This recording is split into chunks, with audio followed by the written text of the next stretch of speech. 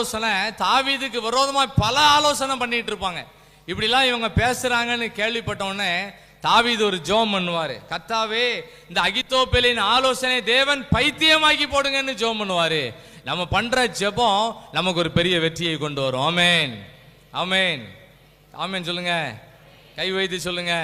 நீங்க நிறைய பேரை எழுப்பணும், நீங்க நிறைய பேரை ஆண்டவர்களை கொண்டு வரணும், நீங்க நிறைய பேர் கை உயர்த்த சொல்லணும், நீங்க நிறைய பேர் கரங்களை தட்டி ஜெபிக்க வைக்கணும், நீங்க நிறைய பேருக்கு ஒரு ஊழியக்காரனா நிக்கணும். தாவீது தன் சூழ்நிலையெல்லாம் பார்த்து ஜெபம் பண்ணாரு.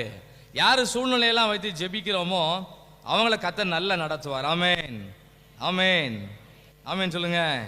இதெல்லாம் ஒரு ஆவிக்குரிய மாத்திரை. ஆவிக்குரிய மாத்திரை என்னன்னா ஆமென், ஒரு ஆவிக்குரிய மாத்திரை. அல்லேலூயா, ஒரு ஆவிக்குரிய மாத்திரை. ஸ்தோத்திரம், அது ஒரு ஆவிக்குரிய மாத்திரை.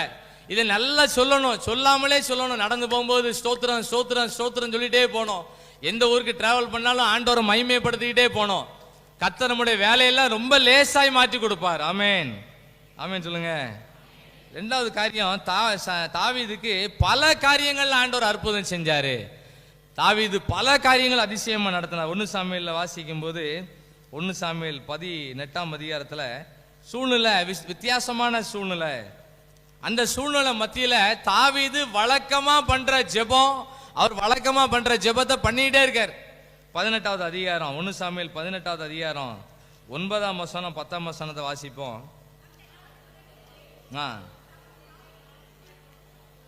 அந்நாள் முதற்கொண்டு சவுல் தாவீதை காய் மகாரமாய் பார்த்தான். வித்தியாசமான ஒரு சூழ்நிலை. தாவீதுக்கு விரோதமாய் பலர் எழும்பி வந்துட்டே இருக்காங்க. அடுத்த வசனம் 10ஆம் வசனம் வாசிக்கும் போது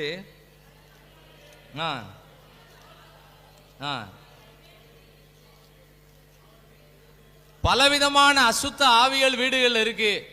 சவுல் ராஜா அசுத்த ஆவியில நிரம்பி இருக்கிறாரு. தாவீது கையில என்ன இருக்குன்னு சொன்னா, அப்பொழுது தாவீது தினந்தோறும் செய்கிறபடி தன் கையினால் சுரமண்டலத்தை வாசித்து கொண்டிருந்தான். அந்த சுரமண்டலம் தான் எது? வேத வசனம் தான் நம்ம சுரமண்டலம். ஆமென். இதை தினந்தோறும் வாசிச்சுக்கிட்டே இருக்க வேண்டியதான். முன்னாலேயும் அசுத்தாவி போராட்டம் இருக்கு. அந்த வசனத்தோட பின்பகுதியில் பார்த்தீங்கன்னா சவுலின் கையில என்ன இருக்கு? ஈட்டி இருக்கு. எப்படியாவது தாவீத சோரோடு உருவ குத்துறதுக்காக முயற்சி பண்ணிட்டு இருக்கான். ஆனா தாவீது என்ன பண்ணிட்டு இருக்கான்னா தினந்தோறும் சுரமண்டலத்தை வாசிச்சுட்டே இருக்கிறார். ஆமென். நம்ம கையில் உள்ள சுரமண்டலம் எது? இதான் அந்த சுரமண்டலம். இதுக்கு பைபிளுக்கு ஒரு விளக்கம் போட்டிருக்கு. இது ஒரு தீர்க்க தரிசனமான புத்தகம். இதை தினந்தோறும் வாசிக்கிறவங்க, கேட்கிறவங்க, அதன்படி செய்கிறவங்க